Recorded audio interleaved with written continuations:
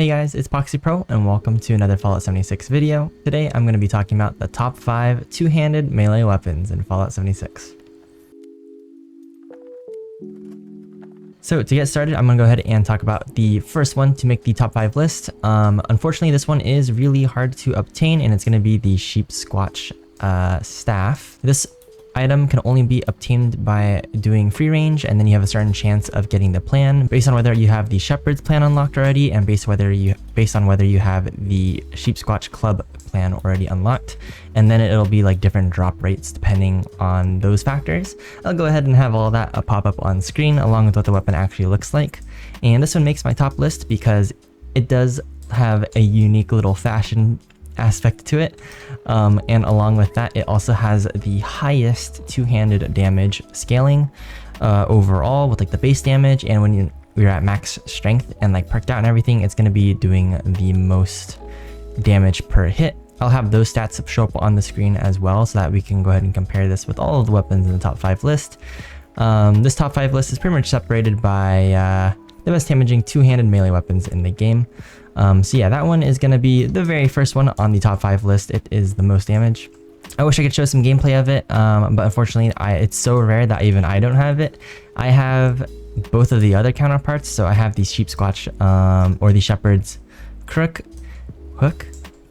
I have the sheep, I have that item, and then I also have the Sheepsquatch club, but I don't have the staff, unfortunately. I did some vendor hopping and was trying to see if I could buy it somewhere, but nobody had it in the servers that I checked, unfortunately. So moving on to the next one, which I can actually show off a little bit, is going to be the Grognak axe, and this is what it looks like in game. It pretty much just looks like a medieval axe, double-sided metal construction with a nice little hilt here. And this is the current legendary roll that I have it at the moment, although this is definitely not a very good legendary roll. I'll go ahead and showcase it, like its damage, and these kind of weapons excel with strength builds, so strength melee builds are usually pretty good. Essentially, the more strength you have, the more these two-handed melee weapons are going to do. And I am a strength build. Let me actually change to my strength build. The only damage buffs that I'm going to be running is my strength, which will be directly buffing the weapon, and then I have stuff like bloody mess, which is like straight damage for anything, and then I'm a bloodied build with the mutations, so that's also going to give me a damage buff. But yeah, so let me go and show you guys what this thing can actually do. I'm going to go into power armor though, because so that I don't die. Okay, I ran into a really big glitch, made my game keep alt tabbing, but I fixed it, so we're back. And yeah, we're here to chop up these mutants. I'll go ahead and show you guys a standard power attack. Boom, 630 with a heavy attack. The second heavy attack kills him instantly. And then we got some regular light attacks here, 263, 400 on that hit. Boom. So it is very effective. Boom, 827 on that hit, that's a one shot. This is a level 75 mutant, 844 one shot on this mutant. So it's a really effective axe, and like you can see, I'm just like one-shotting these guys. I don't even have the perks for melee weapons. I'm purely just doing using my strength and bloodied to give me this damage here. And just like that, that's pretty much how effective it is. And this axe doesn't even need any modifications to make it good, so it just is kind of good on its own once you do obtain it. The only issue with the Grognak axe is that it is a seasonal event kind of weapon. I'm not really sure if you can still obtain it. After researching it, it says that it came from the 2019 holiday gift event with the Holiday Scorched during like winter time. It looks like there is a low chance to obtain it by doing the Supplying Demands quest, and has a 4.5% chance to be awarded from doing the Missing Persons quest. So those are, I guess, the current ways you can get it. It looks like it is tradable, so you could probably buy this at different vendors, player vendors, if you wanted. And yeah, that's gonna be pretty much it for this weapon. I'm gonna go ahead and move on to the next one to make the list. The next one is gonna be the pull hook. I'll go ahead and put the damage stats on the screen right now. The pull hook is going to be clocking in at 124 base damage at max strength, or just 71 damage at no strength but at max level. And this is going to be one of the higher damages in the game for two-handed melee weapons, so I'll go ahead and show this at West Tech 2. For the pull hook, I feel like it's going to be a lot easier to obtain compared to the other two that I've already mentioned, and you get even more damage, up to 143 damage at max strength with the puncturing barbed modification. This one is not a very good roll, but I'm going to go ahead and demonstrate its damage anyways, and you guys will see just how effective it still is. 209, we got 238. Boom. So that's 3 hits to kill on this super mutant. This guy, so this is the heavy attack. Oh, I need stamina. Heavy attack, 544, and this is a level 100 super mutant, so 2 heavy attacks kills that one. Level 60 super mutant. Oh, I think I missed there. There we go, 324. These guys, whack them a couple times. This one probably dies to 1 heavy. Yeah, 1 heavy attack there. We'll go up here and slap this guy a couple times. And same thing with the damage buffs on this one. It's just strength scaling, and then I have my bloodied weapons damage boost as well. Boom. And he's dead. And yeah, the pole hook is going to be making this top list. Honestly, I think it's the most boring of the list in terms of the aesthetic of it. But in terms of actual damage, it is pretty solid, especially once you add that mod on it.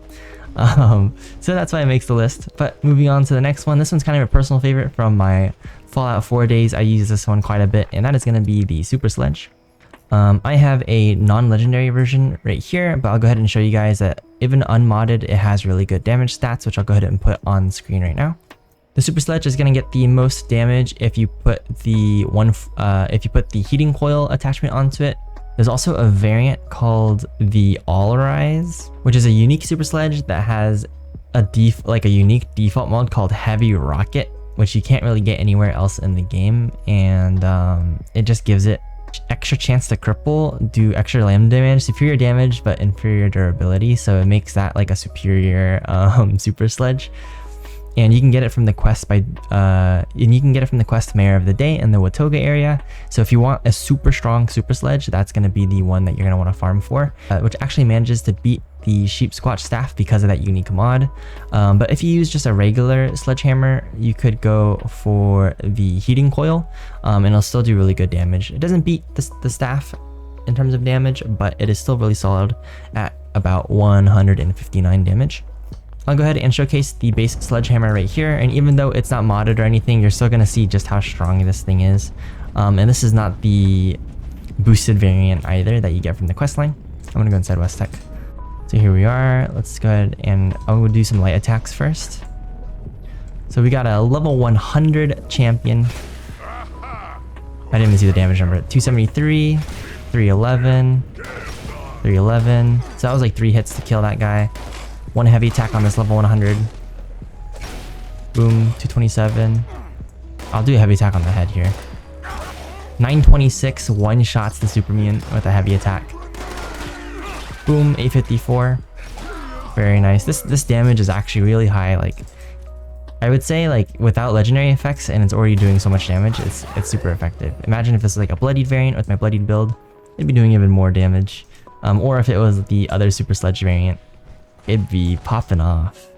But yeah, that's why this one makes the list. Is also, you know, Fallout 4 days. I don't know if you guys played Fallout 4 or if you've only played 76, but I used the Super Sledge a lot in my Fallout 4 days. It was just a solid melee weapon that you could find and use. This one's a 2-star legendary champion. We do 1,000 damage in 1 hit before the legendary effect even kicks in, and we can kill this guy. Another level 100. I think right there. I thought I missed the head. Boom, 3 hits, and he's down.